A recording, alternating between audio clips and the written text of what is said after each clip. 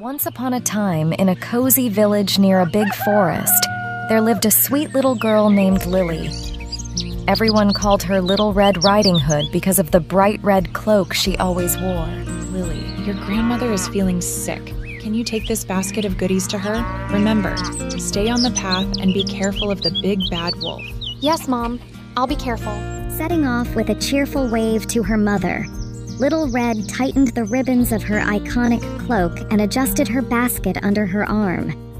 She knew her grandmother's small yellow house was on the other side of the woods, and she needed to hurry to reach it before nightfall. Little Red Riding Hood set off into the forest with the basket in hand. The sun was shining, and the birds were singing.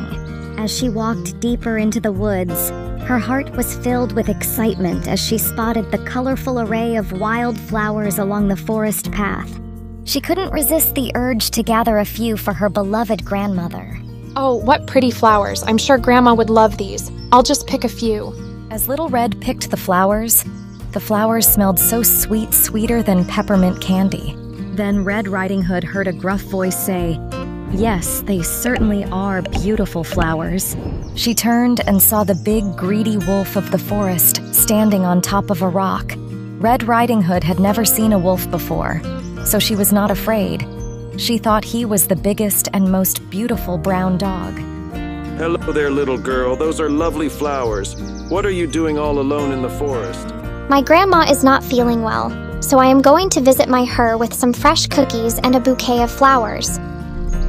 Where does your grandmother live? She lives in a small yellow house with a red roof just over the hill. Oh, I see. You know, I think I know a quicker way to your grandma's house.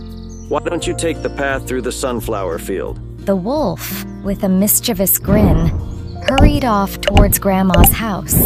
Little Red Riding Hood was not in a hurry, and there were many things to amuse her in the wood. She ran after the white and yellow butterflies that danced before her, and sometimes she caught one, but she always let it go again, for she never liked to hurt any creature. On her way to her grandma's house, she saw a woodman in the forest. While Little Red Riding Hood was walking towards the grandma's house, the cunning wolf galloped on as fast as he could to the old woman's house. The wolf arrived at Grandma's house and knocked on the door.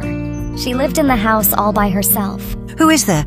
Little Red Riding Hood, Granny, said the wolf, trying to speak like the child. When Grandma opened the door, the wolf swallowed her whole. Then, he put on her nightgown and cap and snuggled into her bed, waiting for Little Red. When Red Riding Hood arrived at her grandmother's house, she knocked at the door, but there was no answer. She knocked again, and a strange, gruff voice said, "Lift the latch and come in."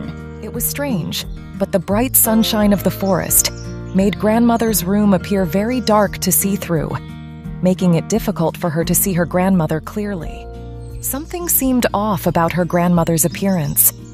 Her features looked uncharacteristically altered, and her voice had a deep, gruff quality that was quite unlike her usual warm, gentle tone.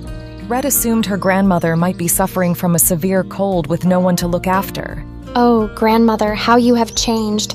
What big eyes you have. All the better to see you with, my dear. Oh, Grandma, what big ears you have.